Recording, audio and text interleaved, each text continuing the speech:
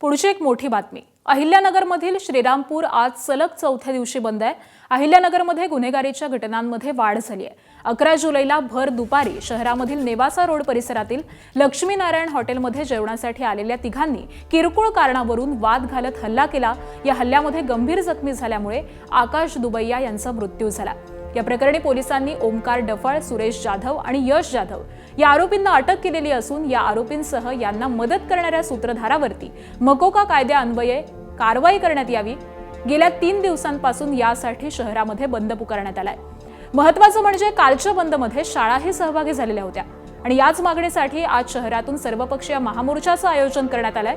यामध्ये नागरिक देखील मोठ्या संख्येने सहभागी होण्याची शक्यता आहे। या प्रकरणी अटकेत असलेल्या 3 पैकी सुरेश जाधव वरती गेल्या काही वर्षांमध्ये 2 गंभीर गुन्हे दाखल असल्याची माहिती पोलीस सूत्रांनी दिली आहे।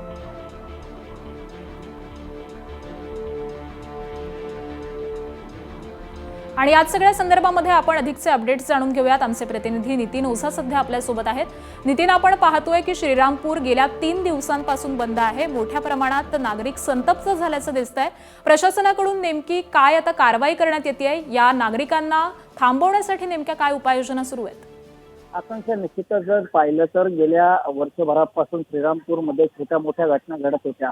मागील 15 दिवसात तर 4 प्राणघातक हल्ल्याच्या घटना घडल्या आणि 11 जुलैला जी भर दुपारी घटना घडली त्यात एका हॉटेल व्यावसायिक जो आकाश दुबैया याची हत्या झाली आणि या हत्येनंतर मात्र श्रीरामपूर शहरात मोठे पडसाद उमटले।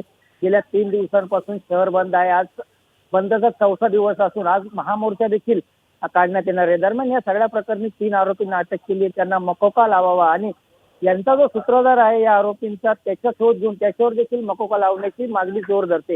ही मागणी जोर धरत असतानाच परवा रात्रीच्या सुमारास पोलिसांनी देखील कोम्बिंग ऑपरेशन राबवत एका फ्लॅटवर धाड टाकली होती, छापा टाकला। त्या छाप्यामध्ये कुणी आढळलं नसलं तरी त्या ठिकाणाहून पिस्तूल असेल आणि जिवंत काडतुसं जप्त करण्यात आली। एकीकडे पोलीस देखील कारवाई करतायत। आता मकोका लावण्यासंदर्भात ज्या काही प्रस्ताव जो गृह मंत्र्याला पाठवावा लागतो त्या दृष्टीने देखील आता पोलीस कारवाई करतात। त्यामुळे आजच्या मोर्चानंतर पोलीस प्रशासन या मोर्चेकऱ्यांना काय आश्वासन देतं त्यावर सगळे पुढची भूमिका स्पष्ट होईल। आकांक्षा, नक्कीच धन्यवाद नितीन या सविस्तर माहितीसाठी।